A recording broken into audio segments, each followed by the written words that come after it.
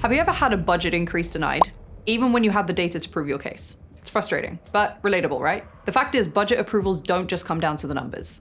They also come down to how well you present the results. The problem isn't just the data, it's the story that you tell with it. Insights like these need structure and purpose, otherwise they'll just be ignored and brushed off. This is where data storytelling comes in. In this video, I'm going to break down exactly how to visualize and better present your data so you can convince stakeholders to invest in your campaigns. So why does data storytelling matter? Raw data is just numbers on a page.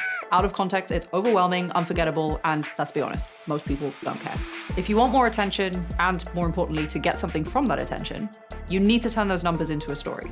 Data storytelling connects the dots between what happened, why it matters, and what should be done next. Let's break it down. Say you're reporting to your CMO that website traffic increased by 20% last month. You could just flash the number on a dashboard and sure, they'll be happy to see that the numbers are going up, but on its own, that won't inspire them to throw more money your way. Instead, you need to tell a story. Instead of traffic is up 20%, try this.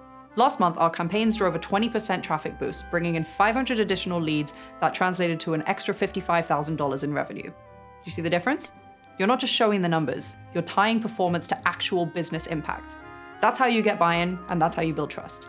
Both those things mean more budget and promotions for you in the long run. So what changes can you make to your data to drive action?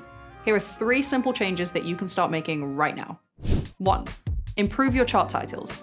A title like Sales in Q3 tells you almost nothing. Compared to that, smash sales target by 120% with $25,000 in profit. First one's just a label, the second one is a story that makes you want to hear more. Titles aren't just headers, they're your first opportunity to grab attention. Make them specific, give them context, focus on the results and not just the topic. It's a simple change that, as you can see, already makes a huge difference.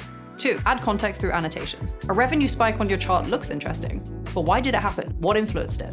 Don't make your audience ask these questions. Pique their interest by answering it in advance. Let's say revenue jumped. Instead of just showing the numbers, add an annotation, up 0.13 points since Q2 after launching our retargeting campaign. Now it's an actual insight. Annotations are just as useful for bad news as well. A sales drop without context might just cause panic. But if you add context with an annotation, for example, say it's because of a seasonal dip, you're easing the blow of bad news. 3. Choosing the right chart types. The wrong chart confuses your audience. Here's a quick cheat sheet. If you're comparing values, use a bar chart. If you're showing trends over time, use a line chart. And pie charts are usually never the best option, but they're okay for clear, simple proportions. Before picking a chart, ask, what do I want my audience to take away? Then choose the simplest, clearest way to show it. Let's bring this all together with an example. Say you ran a marketing campaign that reached 500,000 users with a 3% click-through rate. You got 15,000 conversions and a 250% ROI. Sounds good, but it's pretty dry. Someone who's not a marketer will immediately be bored.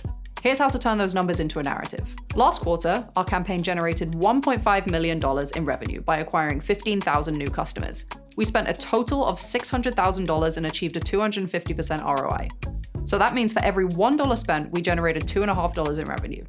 On top of that, we expanded our customer base by 8% quarter over quarter, fueling long-term growth.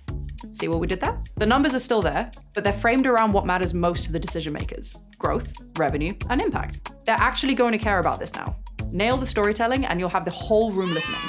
How to create an effective data story. The next time you're presenting a report, don't just dump a pile of raw data on them. Follow this 6-step process to turn those numbers into a data story. 1. Before you even touch the data, understand who you're talking to. What do they care about? What metrics actually move the needle for them? The CFO probably cares about profit margins and ROI. The CMO wants to hear about campaign performance and acquisition costs. And your CEO is concerned about revenue and growth. Knowing who it's for makes it easier to focus the story on what they care about. 2. Next, figure out what the one big takeaway you want your audience to walk away with is. For example, our marketing campaigns are directly driving business growth and increasing spend will scale that success. If you don't define your core message, you risk just throwing numbers at people and hoping something sticks. 3. Now that you know what you want to say, present your data in a logical flow that naturally leads to your conclusion. You want to explain what's happening, like how much you spent in performance trends, then uncover the key insights. That's the main point that you figured out in step 2. And finally, finish off with what should happen next. This is your ask. Do you want more budget? Approval for another campaign? What do you want? Number 4, then add in the visuals. Make it easy for your audience to understand what's going on at a glance. Remember, bar charts for comparison, line charts for trends over time, among other things. Number 5, add in those annotations now for context. A spike in revenue looks great, but why did it happen? Annotations fill in the gaps. This avoids confusion and helps you control the narrative too. And 6, to top it off, make sure those chart titles are interesting. Stop just labeling the data, tell the story in your chart titles, or you will lose your audience from the start. All right, so here's a quick fire summary of things to take away from this video the next time that you're prepping a report. Stop presenting raw data, start using data storytelling to build context and make insights clear.